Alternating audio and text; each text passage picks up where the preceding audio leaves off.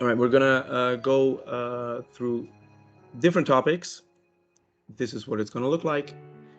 First, we're gonna take you through some house rules and a general introduction of what Orpheus is, because this is part of a European cooperative venture. Um, After that, will be presenting the webinar in 4 separate chapters, which you can all see here.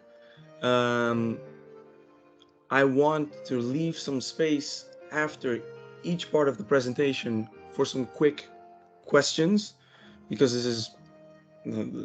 is like very interactive and very new for a lot of people. And to me, everything makes a lot of sense, but I can imagine it doesn't make sense for everyone. Right before 11, you can have some time to run to the bathroom, get yourself a nice a cup of coffee or some tea, and then we'll continue. And at the end, we'll leave about 15 minutes to discuss everything, go in depth, and leave you off with some extra information about the projects and how you can follow um, this awesome cooperative venture. So, Orpheus is a abbreviation. It's short for offline and online radicalization prevention, holding back extremism, and upholding security. I like the sound of Orpheus better because it's a mouthful. Um, it's a cooperation between several countries: Belgium, the Netherlands, United Kingdom, and France, and consists of different organizations working together. These are them. You can read them. I'm representing Team Green in this case, Contour de Twennen, and more specifically Renewed, a organization working on social work for young people. And we do a lot of groundwork, a lot of activities and events. And the webinars before this were a lot more heavily loaded, focused on terrorism, extremism, and all that more intense topics. This will be a fresh breath of fresh air, I hope, but and also more pragmatical. Um, but nonetheless, we will be still focusing on the core objectives. And, from our Renewed and our projects, we are focused on safe spaces for the vulnerable young people to express their grievances, so that they have a. They're very slow. There's a lag. You mean? Oh, okay, intense. All right, I'll try and time it so that it goes with everything. We create environments for young people to express what they are going through in a. Yeah, there is music playing. Yeah, there's music playing to go along with everything, so that there's a more interactive experience. I hope it's not too loud. It's that is the whole interactive vibe that we're trying to create. Um, and it's not only the physical safe space in an offline environment, also an online environment, and that's why the social gaming theme is very handy to be placed into effect. And there's also an objective for guidance and policy recommendations for prevention and everything, but um, that comes after the facts with us, because we can't always uh, what's it called? Voorspellen. Whoa, predict everything. All right. So some house rules. Everybody's already abiding to them because it's already the 8th webinar. This is being recorded and will be made available on YouTube. Everyone's mic is muted. Use the chat function during the presentation, but keep in mind there are 4 chapters, and after each short piece of presentation during the after the chapters, we can you can actually ask me vocally some questions. Please raise your hand, and then we're gonna have some fun with it. We are on time according to agenda. I had to like power through to this. So without further ado, here is the actual main subject. All right. My name is Cristian van der Stoep. That's very Dutch, and that's why I also go by the name of Sidewalker. That's my English name, and also my gamer tag. That's my online alias. I'm 32 years old, and I have 2 sons. They're 3 and almost 1. I'm very fascinated by technology and all their powers and possibilities to create an interactive experience like we're having now. I always find presentations and webinars slightly boring. I always have music in the background. I want to share that with you.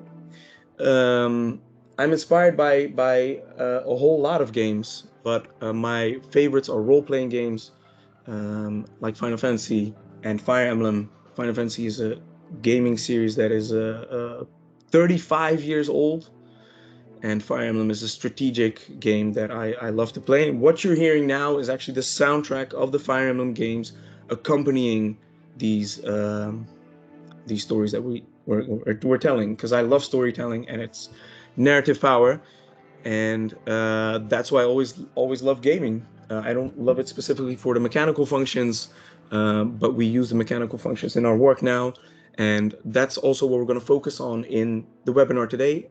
What can you expect? So you can expect what gaming is, the raw definition. We're going to talk about the social aspects of gaming. We're going to talk about the cultural value and the impact of gaming, because it is huge. We're going to go into that later. We're going to go into the mechanical and technical aspects, how you can apply gaming into your work, but also how can you apply it in any part of your life. So after the webinar, like at 12:30, you can actually go to your partner, your kids, your coworkers, and say, hey, I learned something. Let's check it out together. But for me, what's also important next to the information, I want you all to enjoy yourselves, have fun, and relax and let it just come over you. Short disclaimer, I'm noticing, I'm a little sick. I'm noticing my voice is, so I'm gonna slow it down a little bit, take more breaths, because I'm having a slightly hard time. Let me take a sip of water. All right. Welcome to chapter 1, ladies and gentlemen. These are the definitions of gaming. Well, the definitions of social gaming. We're focusing first on the raw definition of gaming. What is it? So if you just Google or open a dictionary and type in what is gaming, you will get the focus is the practice of playing video games. And video games is a digital form of entertainment that you actually play different games to. We know it in many forms and shapes. We'll go into that later. And what I want to firmly underline is that it's primarily a hobby. There are other forms of gaming, but we are focusing on the hobby of gaming. It has grown over the decades, and what's important to know is that gaming is not only a hobby, but it has mutated to a subculture which was very niche back in the day. I'm saying back in the day like I'm 70, but I mean more like in the 90s. It was very niche, very nerdy, and as we progressed, it became more of a mainstream thing, and it is now a subculture. And within the subculture, you actually different strands of communities and other cultures that enjoy their own types of gaming. But why do we even care? Why is it? Who cares about gaming? You know, what does it matter? Why is it relevant? Why is it so actual? Well, it is a ridiculously huge industry. Imagine the movie industry, the music industry, and all the streaming services like Netflix, Disney Plus, and everything that's on demand. Combine them, those industries are still smaller than what the gaming industry is actually producing.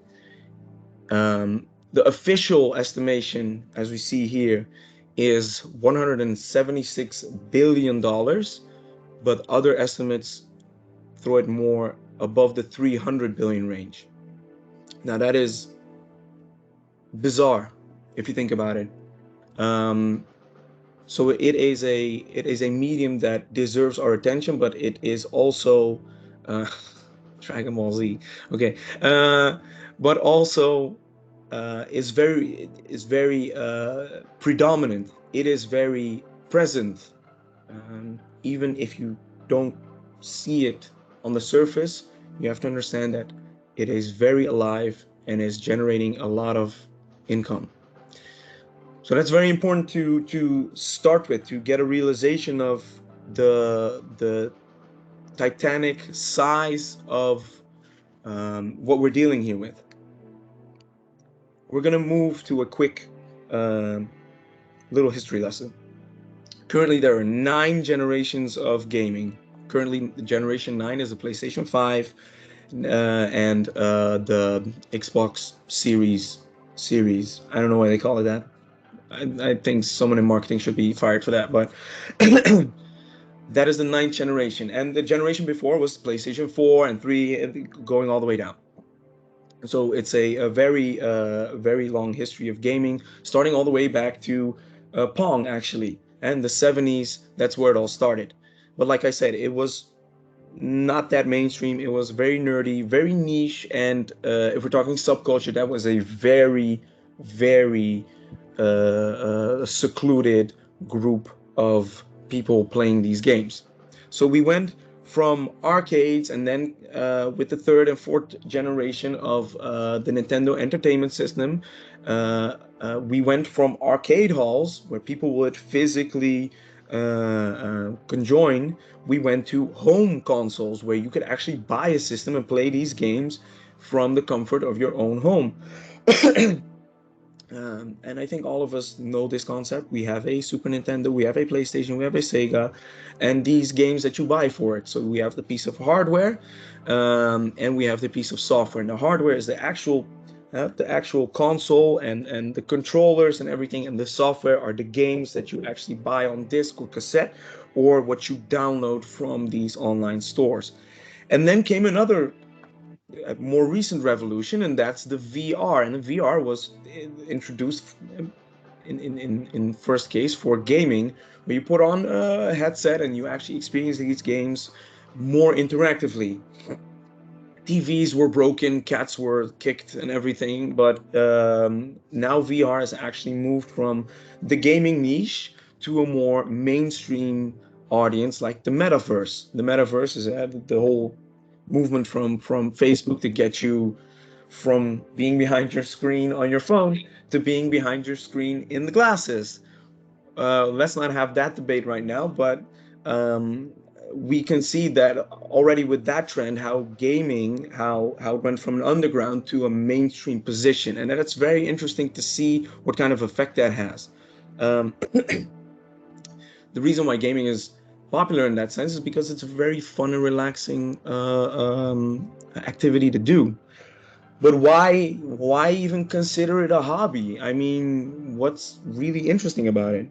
Well, there's certain aspects to it. When you ask a gamer, why do you play the games? And this is just using the case of asking enough whys. The final why is always because I just want to have a good time. I just want to have fun.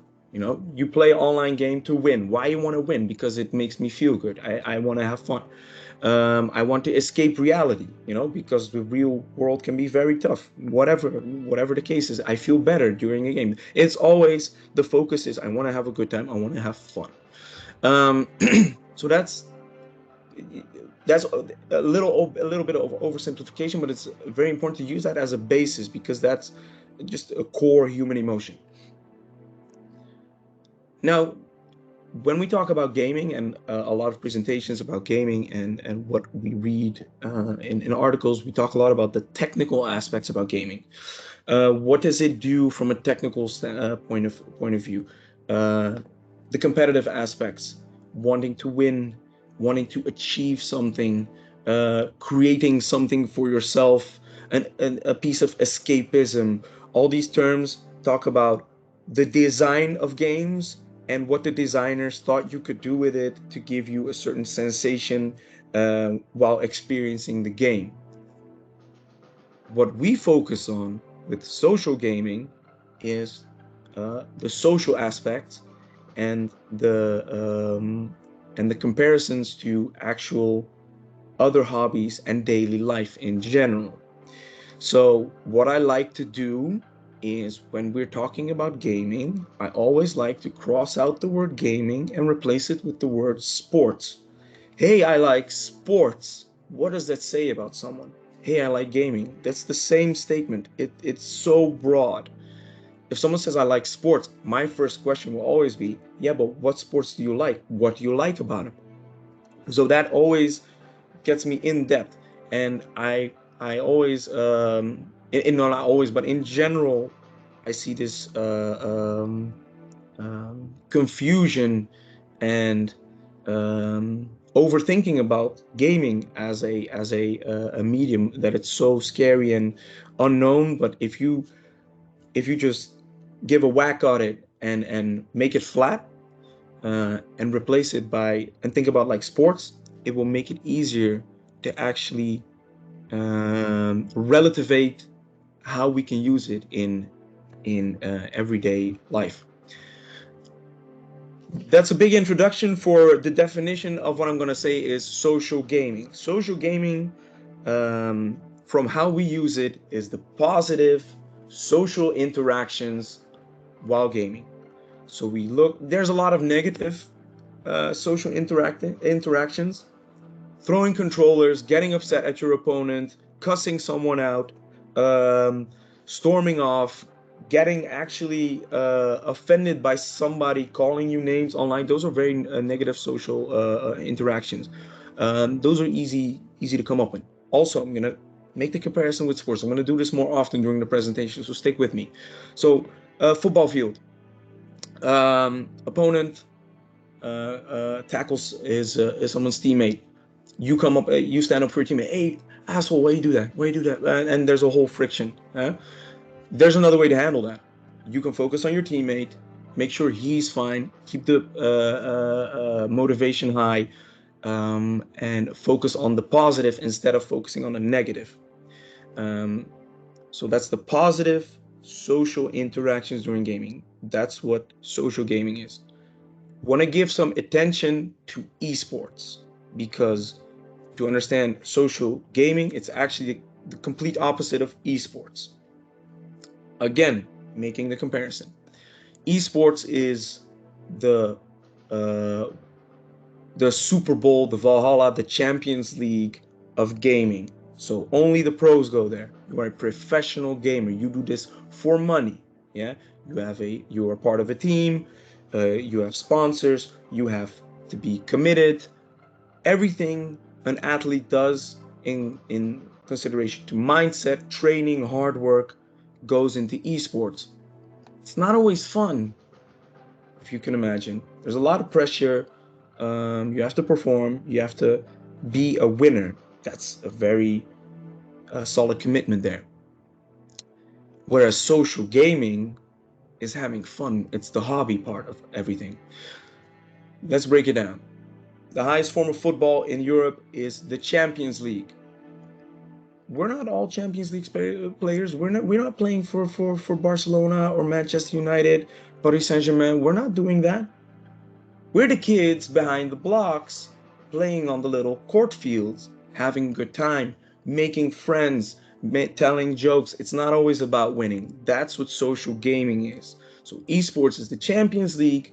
Social gaming is playing football with your friends behind the blocks, or in the courtyards, or at school, or whatever. That is a crucial difference. It is quite literally not even in the same ballpark.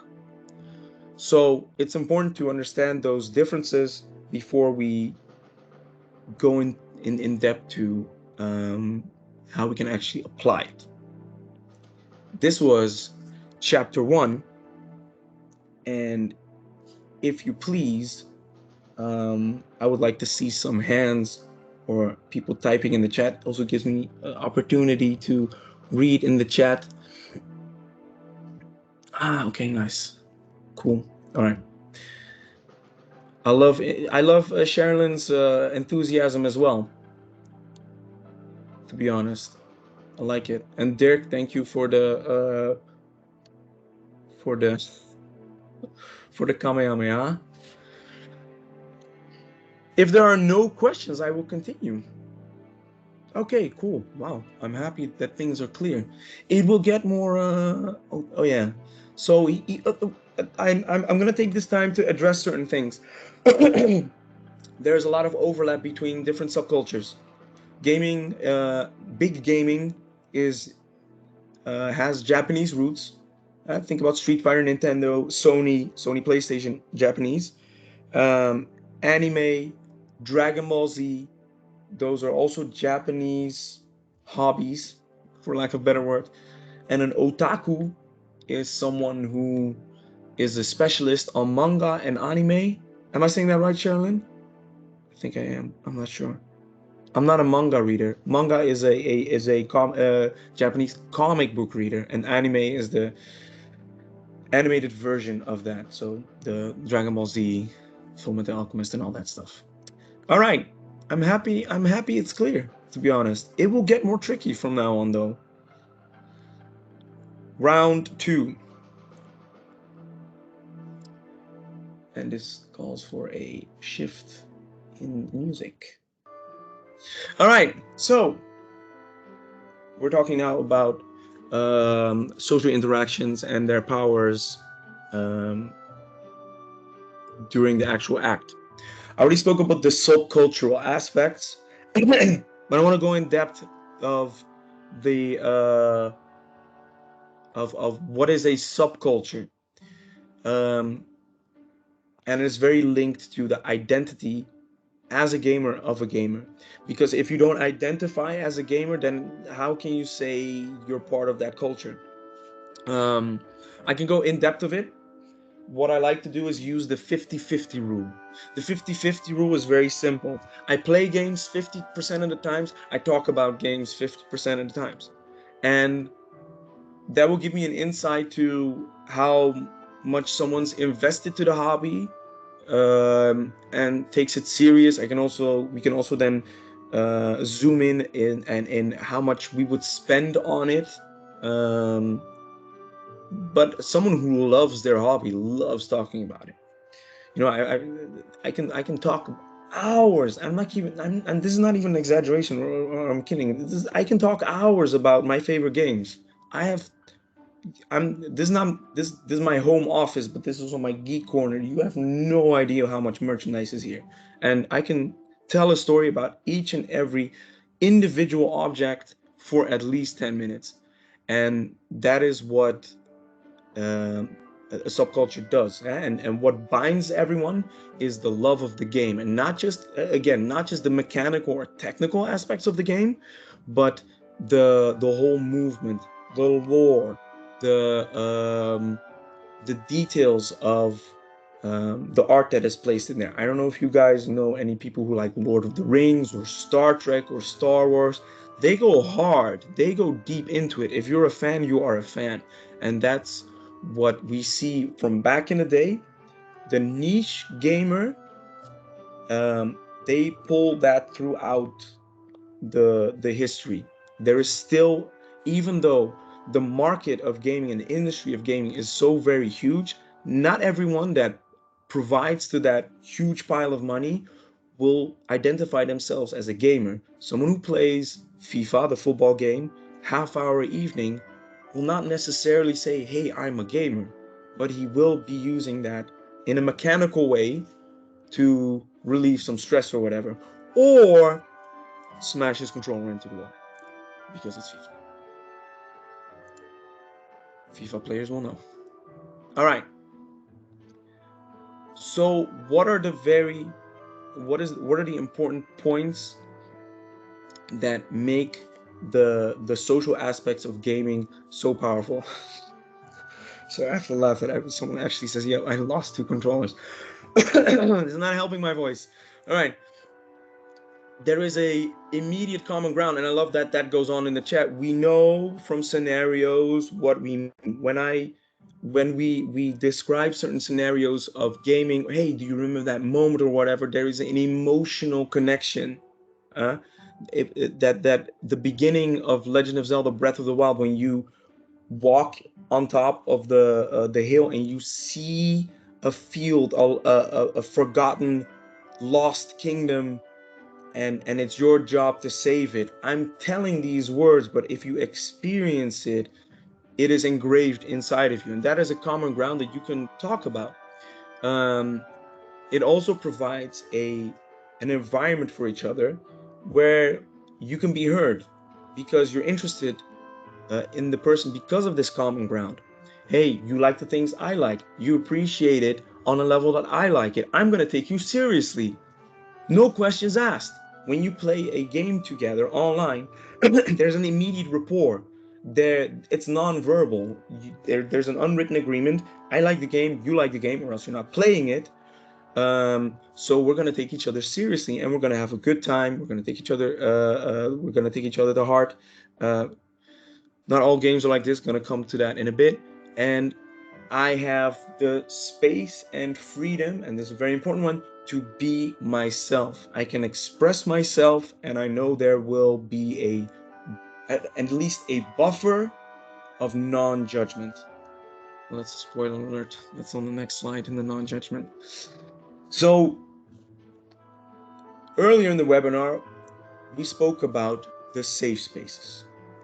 And that's quite literally what it is, a healthy environment where you can just blurt it out, all your grievances, what you can be yourself. There's no judgment, and you will be heard. And why we're talking about gaming in the social aspect in this case is that when you game together, your brain converts a lot of its resources to actually focus on the activity. So when I'm trying to perform, and we're gonna go into that in a bit again, but let's say let's say a Mario Kart or even FIFA, a football game. I think a football game everyone can understand. My focus is also on how do I actually play the game. So about 80% of my brain is actually focusing on the brain and leaving 20% for these social interactions, which will leave my guard down also. And it's a bit of a hack, and it's not always, and you can use it in a wrong way, but I rarely see it being used in a wrong way because your guard is down. You can actually have really relaxing conversations. Another example is using Call of Duty Warzone or Fortnite or these online shooters that you're actually, there's a lot of non-activity going on. Again, I'll go through that in a bit again, but because there's so much non-activity of walking, there's a lot of space to actually talk with each other. How was your day? How do you feel about this? How do you feel about that? Hey, and then you go to the mechanical aspect sometimes. Why do you use that gun though? Oh, I didn't know that. Interesting. Yeah, League of Legends chat. Thank you. It's an ongoing joke. We'll get more into the nitty gritty of these interactions in a bit, but what we're trying to illustrate here is that there is a lot of space to directly get to the point of the social interactions while having fun together. So what also helps during this whole process is that these games, we're going back to the roots again, it's fun. Most of the times it should, let me say it like this, it should be comforting. It's a comfortable environment because you have your nice chair, you're on the couch, you have your control in your hand, there's a glass of Coke next to you, there's some music playing on in the background, which makes it also, if you play your cards right, relaxing. We need some help with that. Relaxing is not always a given. So that's what we also help the young people with. Again, we're going to go through that with the applications of everything. And these have certain hormonal effects. We're talking about oxytocin and dopamine. The dopamine is, you hear that a lot. Hey, we're winning. Yes, we achieved something. Woo! You know, we unlocked something. Very good. That's again has to do with the mechanical and technical aspect.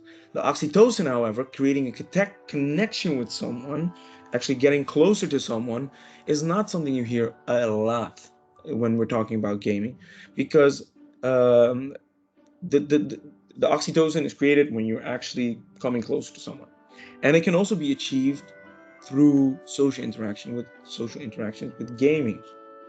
The offline part is also not that hard to imagine. I can imagine that the online part is harder to imagine. when we give these when we give presentations to young kids on that are like 11 or 12 or 10 or 11 on the what's it called, elementary schools, the question that we often ask is, hey, how many friends do you make through gaming? And a lot of hands go up. And what we also ask as a follow-up question is, do you go online sometimes to just chat with your friends? And that's where we come back to the subculture part, the 50-50 rule. You know, sometimes they don't even end up gaming. They go on Discord, which is an online medium to actually talk to each other, kind of like WhatsApp on steroids. And they talk to each other online, chatting. Just a chat room. Remember those? Back when the internet was created, just plain old chat rooms. That's what's actually happening. And what happens is, we get this misconception of that they're on the computer all day, just gaming and wasting their lives, but they're actually telling how their day were to these friends, to their friends, and how they're doing, and talking about actual stuff. Um, and what we'd love to learn these kids is, how do we take these cues, these social cues, and also duplicate them to daily life, not just keep it online with your friends across sea or across the ocean, but also at the dinner table, because that disconnection is real and it's getting larger if we don't educate each other properly there. So that's the stepping stone to real life. Okay, how do I can talk about what I feel or what I experienced during gaming and bring it to the dinner table, or how my school day was or whatever. But we're being, the young people are being more and more conditioned to just keep everything social and on their phone, and sorry, social, I mean social media, on their phone and away from the physical parts. I cannot imagine there are no questions now, because it's question time. Oh wait, I still have water. I'm so happy I still have water. It's also a good time for me to breathe.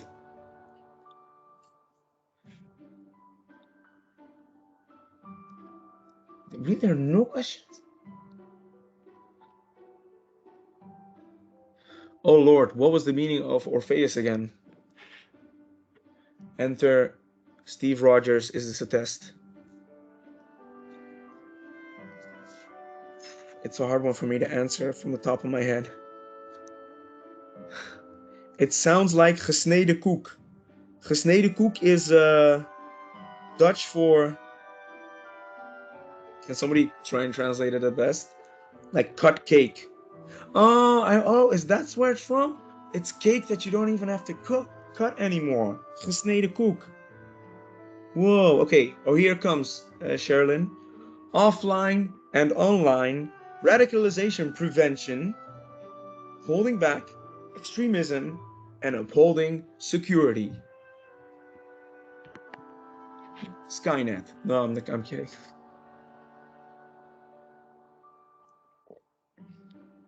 Yes.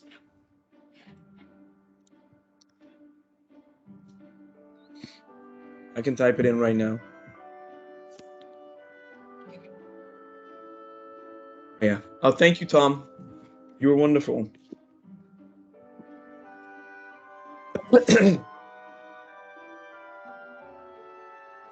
How can you prevent bad people entering in safe spaces in online gaming? I like that question, Jonathan. Yeah.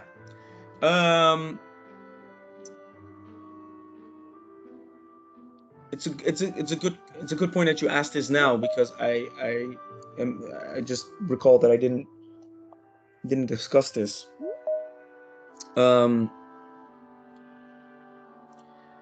Technology, we have 9 generations of game. I'm going to give you a nice long answer and with a lot of context. So we have all these generations of gaming, and if I'm going to ask any one of you, when is the last time you updated your phone, 99% have to say in less than a month.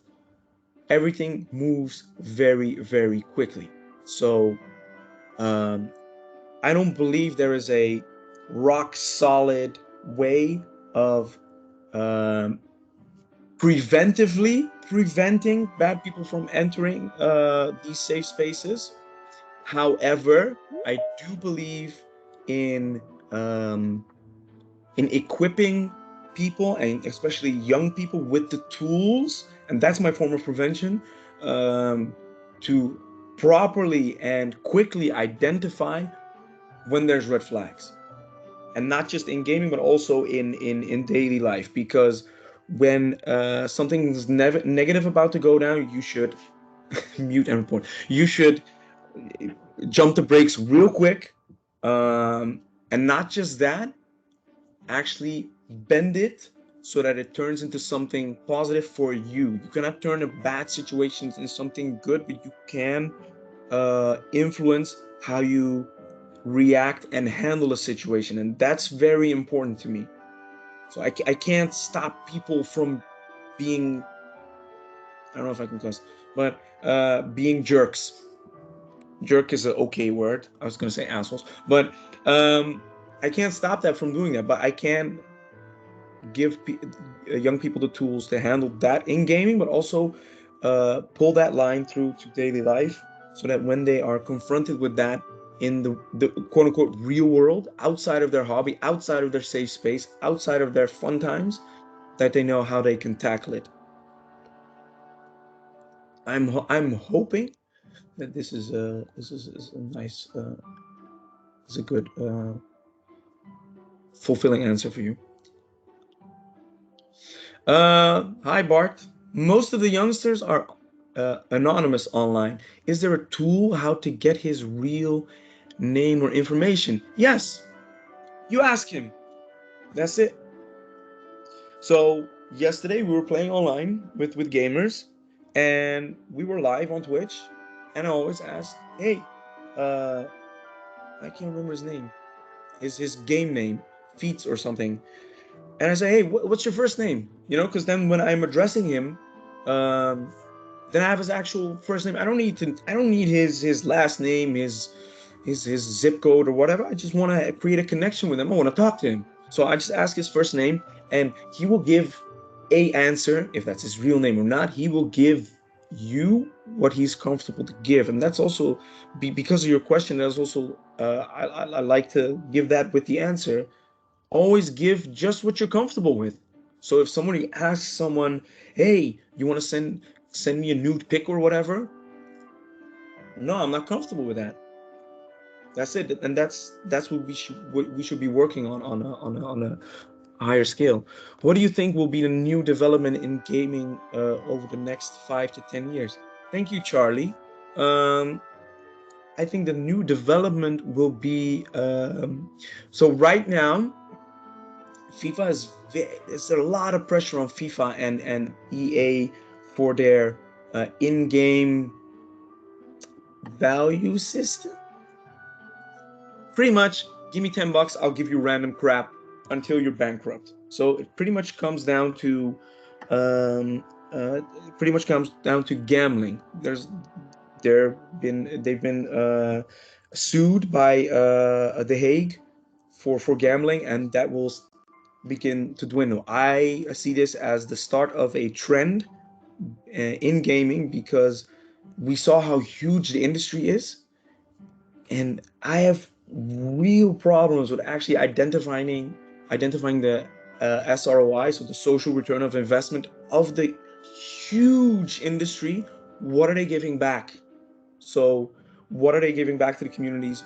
And I think there's going to be a larger movement and criticism towards the gaming industry. What are you doing for education? These more vulnerable demographics, etc., etc. Have you seen any links to cryptocurrency? I think crypto will stay its own industry. Um, and I don't see any links yet, because crypto is still it's very research heavy. It's not something you can just step in. Even if you want to just buy and sell something, you have to pay money, and that's not a real trend in gaming right now. The trend is more, hey, get in free, get you on the boat, and if you like us, pay us money. Thank you, Tom. Yeah, that's a good extra addition. Um, VR. Let me address VR real quick because I'm seeing a few VR comments. They they are pushing VR. They are very pushing VR, and I because they have to push it, and VR has been around for a while. Imagine so VR with PlayStation VR from the PlayStation 4. They have been pushing it. It's a technology they want to make money off of. Remember 3D? Remember 3D televisions? They were really pushing this technology. They didn't make it, and because they are really pumping on the marketing and everything. And now that Facebook is really on there, excuse me, Meta, I think people are actually going to get aversion, an aversion, so an apathy or whatever. Like they want to pull back from VR because they see it as something that is almost evil. But the signs of that the industry really has to push VR is a sign for me that hey, you guys are trying too hard. Yeah. All right. I like these questions. I like these questions, and I like that they're also a nice organic intro to what we're going to discuss in the next two chapters. Remember, in a small hour, going into the discussion and Q&A mode. So, if you have any burning questions, just jot them down real quick. For now, if there are no other questions about round two, please. Oh, you have one, Sherilyn. All right, I am all ears. I think you have everyone's ears. You know, you can turn on your mic. I don't care. I don't know if you can hear me very well. Yeah, I hear you. Okay. Well, it was just based off that coffee mug that you just had. Who Yeah, is your favorite character on Dragon Ball Z? but this is Zelda. No, I thought it Yes. was Dragon Ball. I saw it from a distance, so I'm But I sorry. still answer your question. Yeah, My favorite character in Dragon Ball Z is Gohan. awesome. Young Gohan when he defeats Cell, The because I love 11-year the old. arc he goes through. Oh, how old was he? 11 or 8? He was 14 Oh, when he 14. defeated Cell. Oh, yeah, I remember that one. And this is an example. You think, why are they talking about uh, anime or whatever they're talking about? This is a perfect example of the rapport that you can create through the hobby. I want to talk more with Sherilyn because there's so much more we can talk about. I already know, and there's so many more, much more follow-up questions. Ladies and gentlemen, we are entering the intermezzo, and that's an opera term for get your ass up and get a nice cup of water, coffee, or tea, but I also mean intermission. Um, and I have a very nice song prepared for that. It's called, it's a classical one, Vivaldi, and he actually has the four seasons, and we are entering the end of the season of winter, and let's do that by celebrating it with beautiful classical music. All right, I will see you all in about 10 minutes.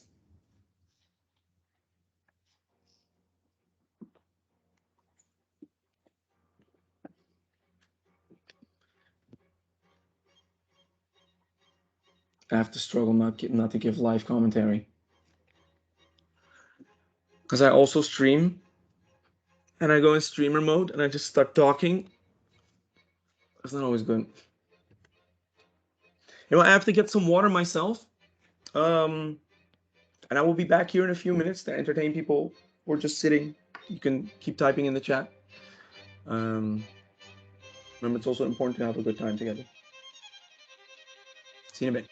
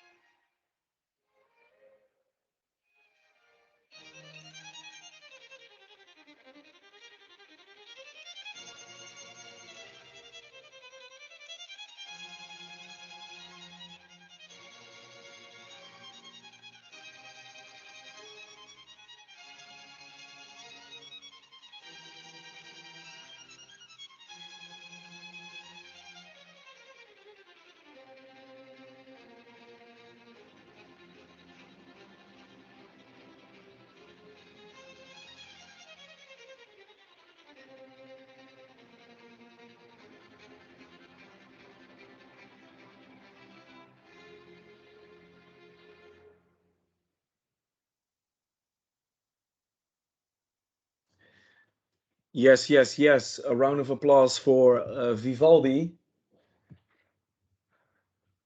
Hilde shared a recomposition. I I would advise you to actually open it in another tab and listen to it after the webinar. I know I will. Um, oh, so um, welcome back, everyone. We are going to continue in half a minute. Uh, for now, a quick word from our sponsors. No, it's a joke. But we've dropped some links into the chat. Some of them are very relevant. Our own Twitch channel where we do a lot of social gaming in the Wednesday afternoons. It's called Next Up TV. Also, one of our partners who's actually in the webinar right now is Dirk. He actually looks like a gamer. Um, there was a very awesome stream that we did last week with him. That was a joint venture between several social work organizations, which was very cool. We had a lot of young people online playing the game, and also offline. We were all together in an awesome place, which was very nice and a very nice change of pace during the whole Corona regulations and everything. I also dropped the LinkedIn for the ORPHEUS project if you want to be follow it on LinkedIn. I also shared my own LinkedIn. There is the awesome recomposition of Vivaldi that I would still open, and Sandra. I keep scrolling. Um, Sandra shared a impression of the cooperation between the gaming more of a metal. Oh, okay, we have another recomposition of Vivaldi, but anyway, we are going to continue. That's my cue for the next one. Yes, you see what I did there? I went from Vivaldi violins to gaming violins. Welcome to chapter 3, the offline applications of gaming. I'm going to give you some context again because it's very hard to understand without context. So, what does offline gaming mean? Offline means not connected to the internet. That usually means in the same room and gaming together. We're all kind of familiar with the couch co-op games. Think about Street Fighter one-on-one, but more recently there are games like Borderlands or games that you play together in the same space and actually on the same uh, on the same system, even like Mario Kart, Mario Party. Those are all examples of couch co-op offline games. You also have co-op online games, but the important, I know I said it's not digital, but the point is that you're sitting next to each other. The the um, the connection is not with the people online, it's the connection with the person next to you. So you have these old lawn parties where you actually bring your whole computer and you hook up everything and you're sitting next to each other and you play your favorite game together. Normally you would play that offline, but now normally you play it online with each other, not seeing each other, but this was a classical way of actually uh, doing the offline part together. Hard but rewarding. um, and we're gonna go deeper into that because that's also a very important hybrid version of what we're talking about here.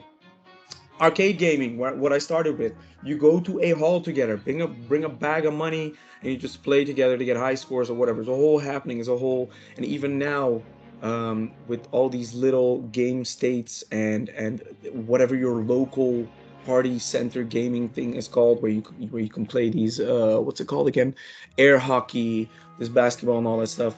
It's a variation of arcade gaming, but it's also again uh, the social aspect of it is very large. I also want to give an honorable mention to tabletop gaming. I know it's not in line to what gaming means, because it's digital video gaming. However, especially due to Corona, we've seen games like Dungeons and Dragons blow up on the online spectrum. Normally, you would play it on it at a table together, but now all these awesome parties have made it happen that you can play Dungeons and Dragons online completely, and even your favorite tabletop games like Monopoly or Saboteur or whatever, Catan, like that. You can play that stuff all online now. So yeah, it's not the same vibe that you get when playing it offline, but offline tabletop gaming is social to the max, especially when you're losing at Monopoly. But yeah, I'm gonna zoom in on two prime examples of how you can use offline gaming with two games that are like different ballpark. We started the webinar again with, okay, I'm a gamer, I play sports. What do you do? You know, it's like there's so diverse. It's so the spectrum is huge. My coworkers like shooting games. They like Fortnite. They like Warzone. They like whatever. I play League of Legends. They laugh at me. They laugh at me. But it doesn't matter. You know, it's like someone playing football and laughing at someone who plays volleyball. That's pretty much the spectrum we're thinking of. So we're starting with something cookie cutter.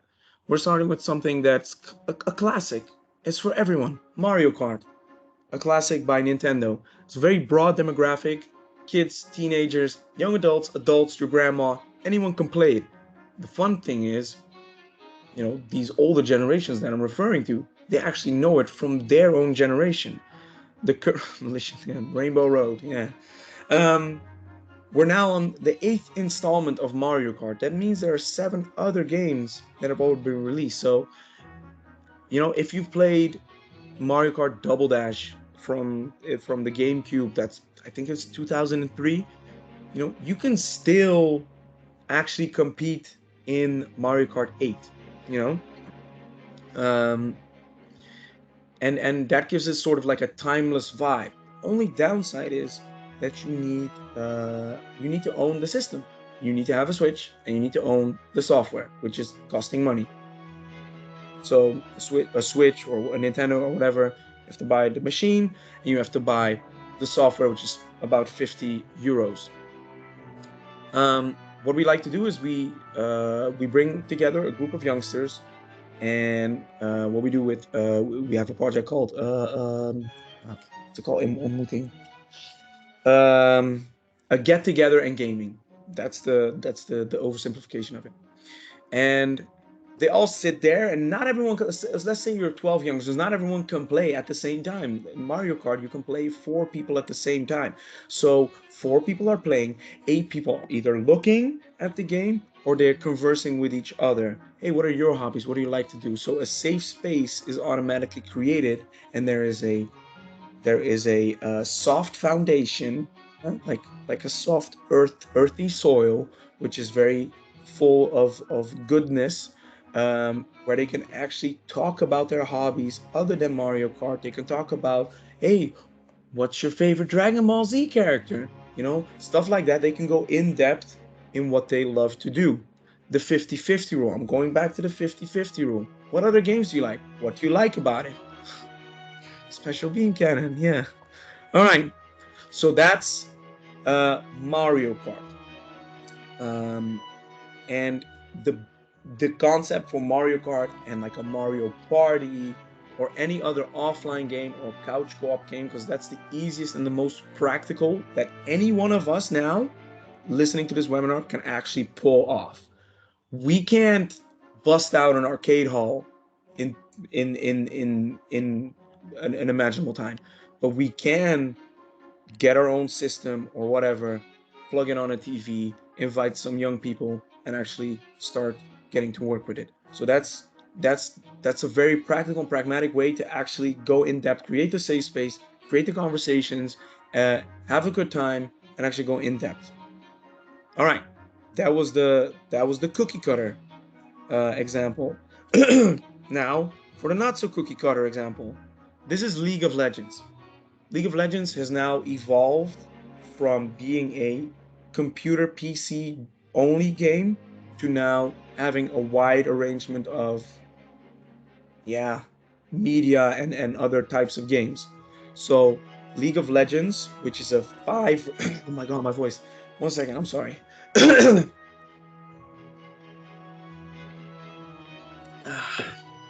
So League of Legends is a 5 versus 5 competitive game. You have a base, you have 5 members on your team, you have to destroy the other people's base, but they also have 5 other people, so you're gonna clash constantly. You have to work together in order to actually get the objective.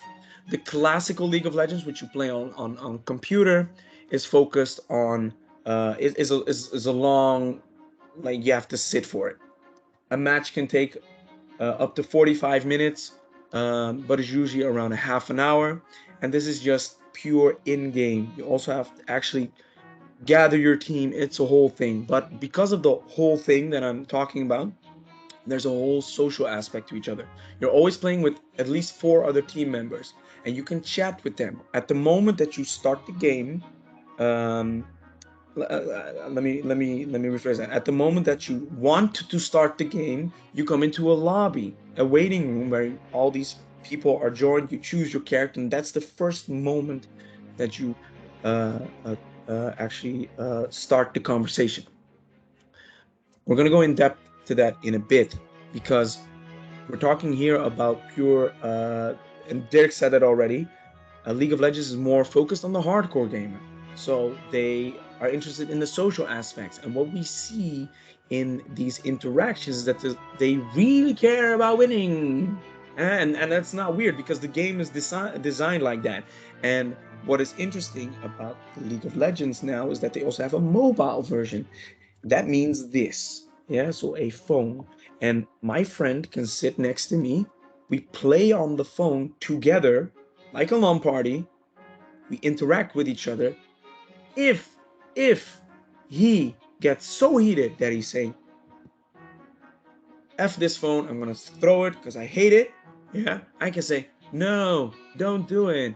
It's gonna cost you a lot of money. You can do better, you know? So we have that offline interaction where we correct ourselves and try and have a good time. Try and relax. Again, it's not a given. All right. So, what more is there to say about League of Legends? Um, yeah, it's a very toxic environment. I'm thinking I don't have it in the rest of the interview, so in the webinar, so I need to address certain aspects. Nothing he said. All right. So let's focus more on the. I already spoke about the Mario Kart offline application. So get them on the same room. Not everyone can play, so you can actually make sure people interact with each other. You are the host. You are the conductor of this all. You can't just stick them in the room and hope they talk about each other. Be the, I want to say, the lubricant is such a weird word, but be the fire starter. Be the showman. Get them to interact with each other. Same thing with the hybrid version of League of Legends. Now I can talk about the hybrid version. So let's say you have 5 people. You have 5 people playing the game. You are one, leaves 4, and your friend is 2. So you're sitting 2 people offline, or 3 people, I don't care, and the other 2 people are online. What happens with League of Legends, or any other game, it can happen in any game, but League of Legends is a very good, tangible example. People very, very much care about winning. They don't care about the social aspect that much. The social aspect can really help draw the line back to daily life. I can care about my work a lot. I can want to perform. I can want to succeed in everything. But if I completely neglect the social aspect, I'm gonna have a hard time because my coworker's not gonna like me. The vibe is gonna be horrible. Uh, they're gonna give me mean looks. I'm gonna be self-conscious. I'm gonna be not my best version. I can't be myself because I have the feeling I don't have a connection with the people I'm working next to. That is the parallel to the gaming and the daily life. So it's imperative that we use the options in gaming to create these social interactions and actually use them to our advantage. We have 3 rules when we play League of Legends. Are you ready? Number one, always greet someone when you come in the room and when you exit the room. This is an online room. This applicable to real life. Hello everyone. That's normal. Hello everyone. I have entered the room. Okay guys, that was fun. Bye bye. Not hard. That's rule number one. So what we see that has for an effect is we we we um we distract the the teammates from I want to win, I want to win, I want to win. Hey people, hey, someone is saying something to me. Oh, you're saying hello, hi.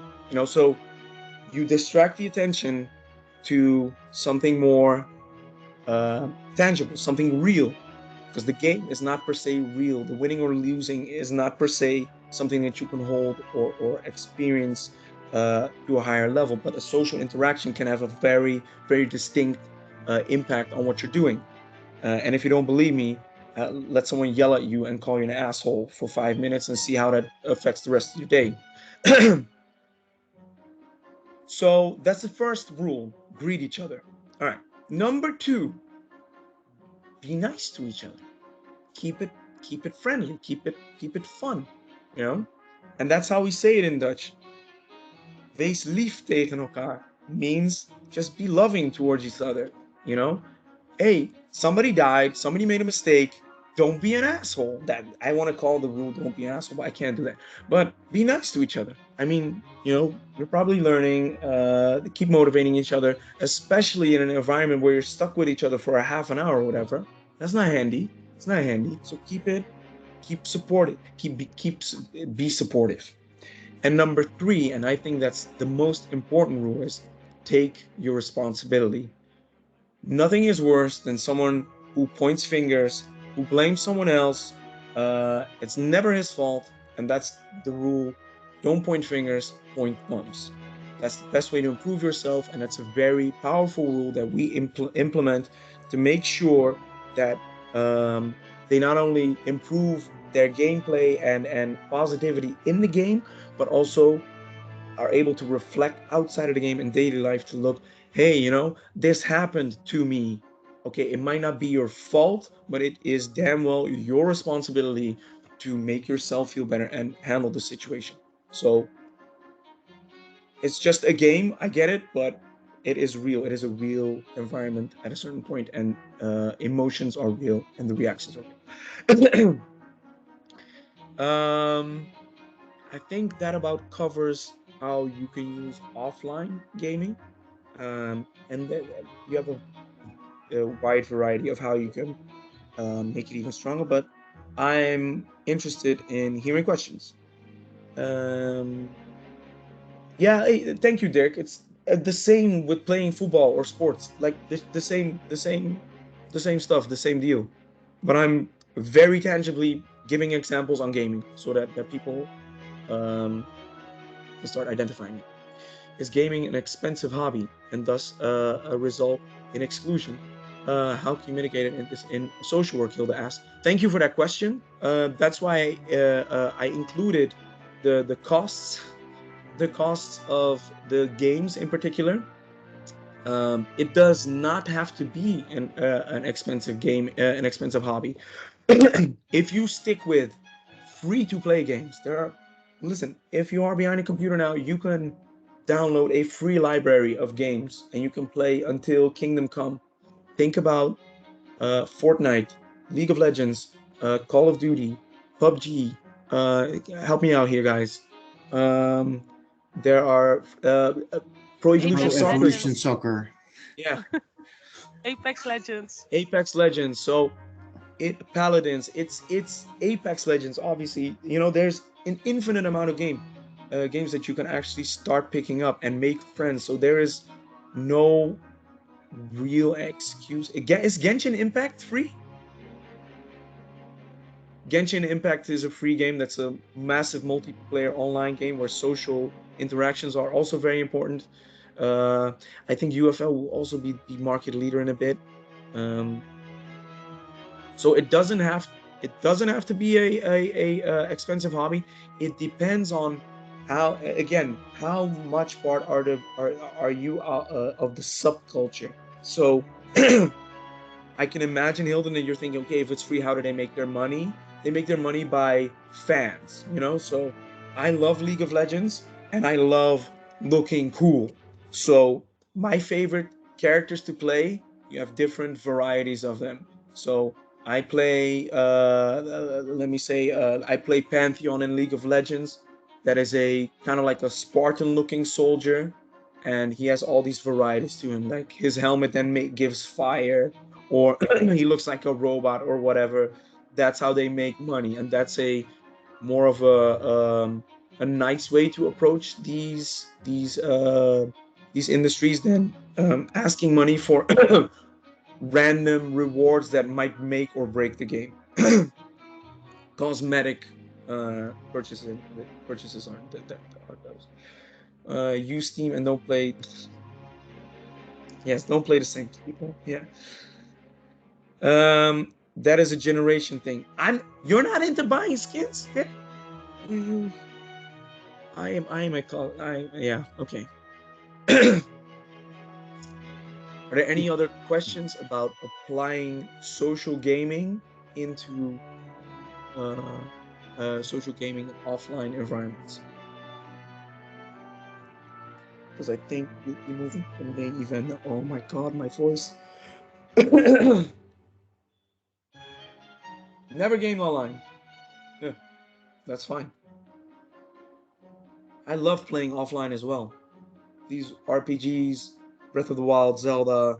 I have retro systems that I play to the core. Resident Evil, Last of Us. I'm sorry. Let me give me like 10 more seconds. If there are there no more questions, I thought it was a good question. Presential on a table or outside?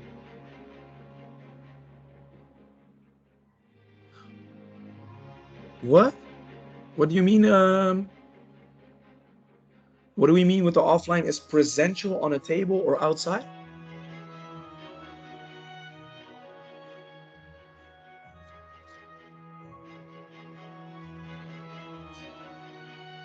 Okay, I'm gonna blow some people's minds away now. I didn't want it to be too stereotyped with this webinar, so I'm going over to online application now. And what is important to know, it's a very important disclaimer. Keep in mind, online chat rooms and environments outside of gaming exist and can be used to your advantage. Like Discord. Discord is the Slack. It's also a medium of gaming. Discord is the WhatsApp on steroids of gaming on your computer, cross-platform, on mobile, on a potato. It runs on almost everything. Okay, so online gaming.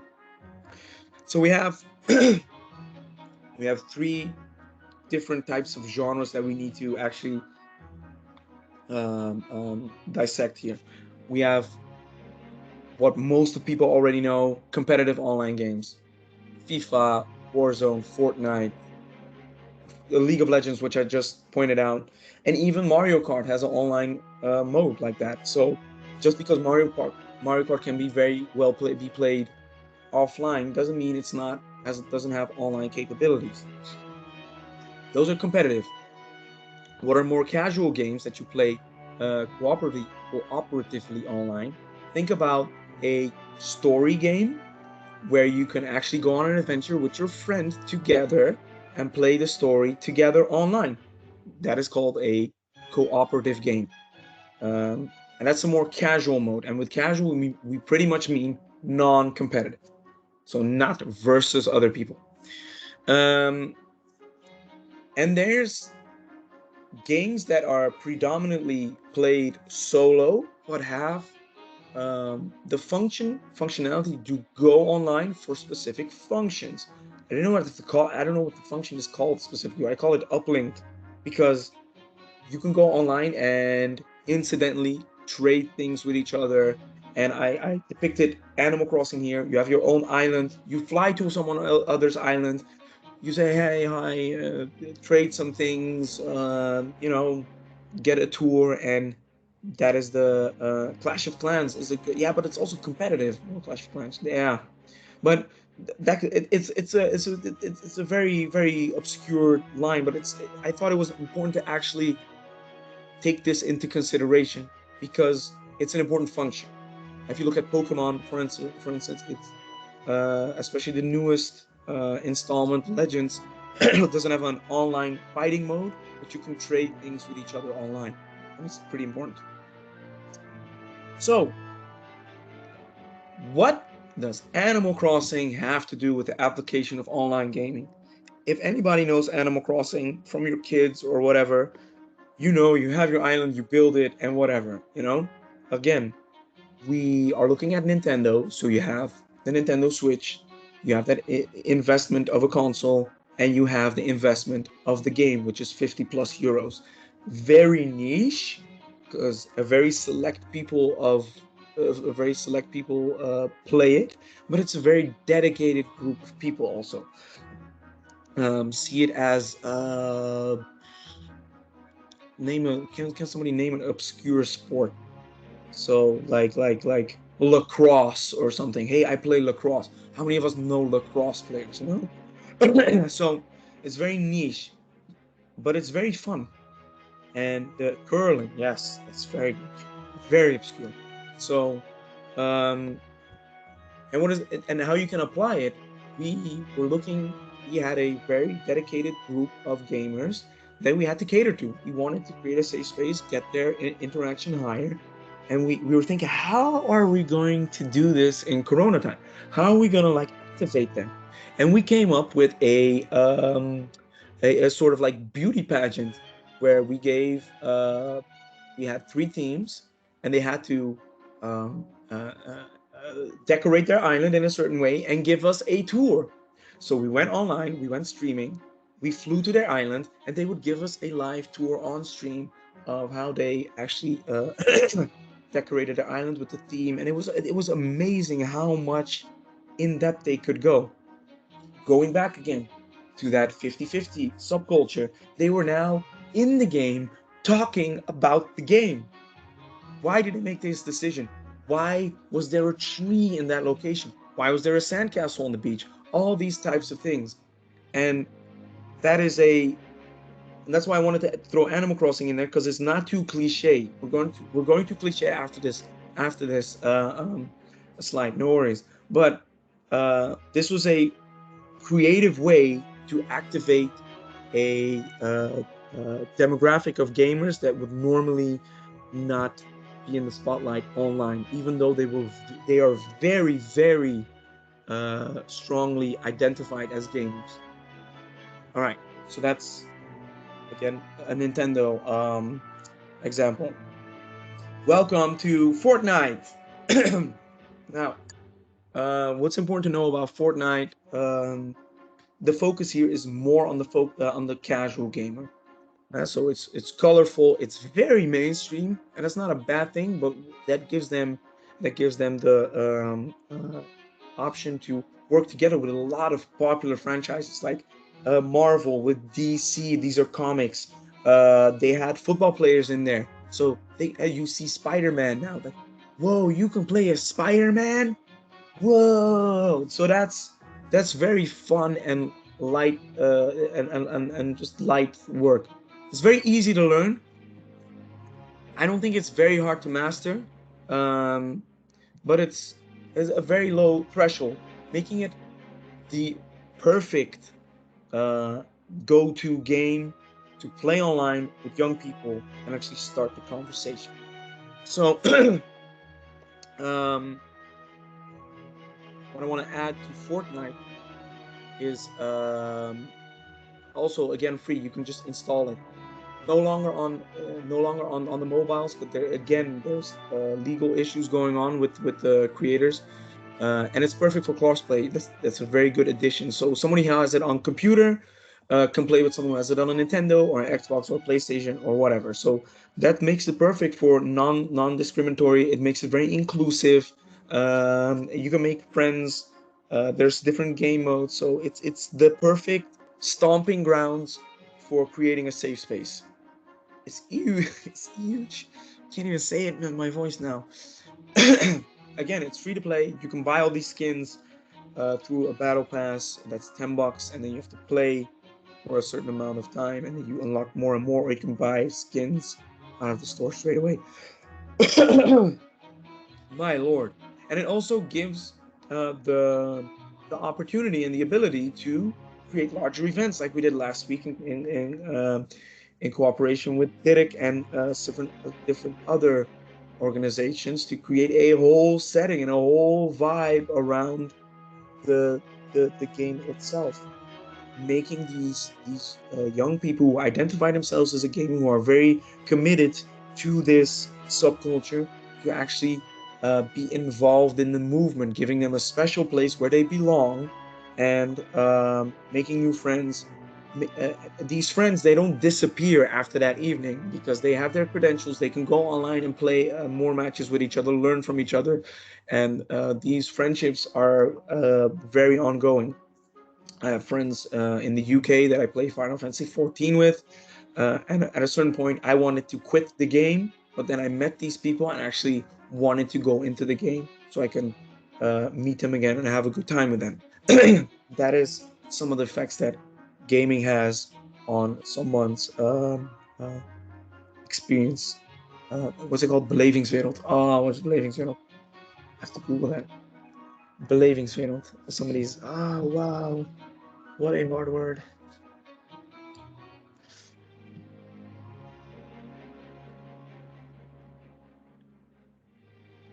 Experience world. That sucks. That's a sucky life. That's a sucky an experience world. That's not a good. Thank you, Google Translate, for nothing. Life world is more accurate. Um, these are these are these are very close to the chest uh, examples of online gaming. Yeah, we've reached the end of chapter 4, meaning we've also reached the end of the webinar. I strongly encourage everyone to follow ORPHEUS on LinkedIn. I strongly encourage you to be more active on LinkedIn in general. There's a lot of valuable information on LinkedIn, and that way you can keep connecting with people in your industries and keep making valuable things, growing together. I think I met Derek on LinkedIn, but I'm not sure. So that's how beautiful things come to existence. Yeah, well, we have 5 minutes left, Derek, so no worry. Word from our sponsors. Did you know there's a whole series of these webinars? Whoa! I will drop the LinkedIn, the YouTube link in a bit.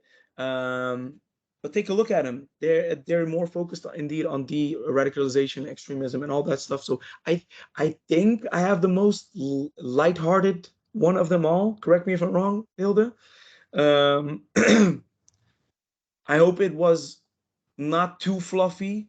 I tried to really go into the material while keeping it fun, because that's what the hobby is. It is still something that we need to treat with some enjoyment.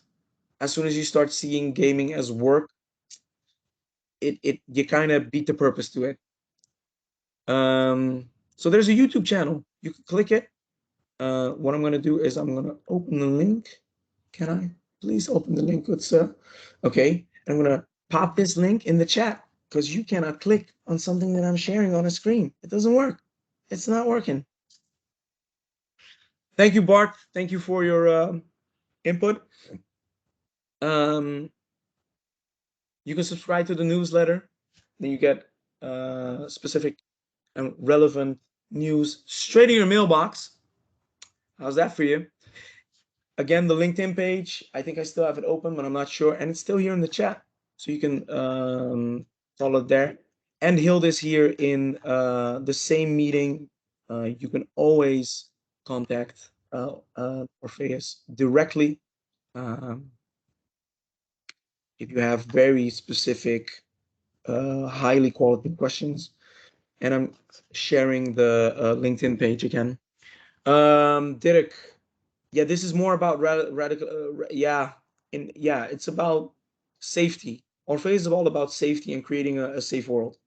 And the whole idea for social gaming is uh, interlocking hands, and being safe together and looking out for each other via a hobby that you love together and creating nice connections. Yeah, um, that was it. I wish you all a happy day. Yeah, I think we all have some sun around us.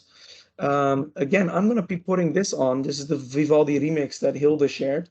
She said techno is in there, so I want to hear how classical music sounds with techno. Um, Yay!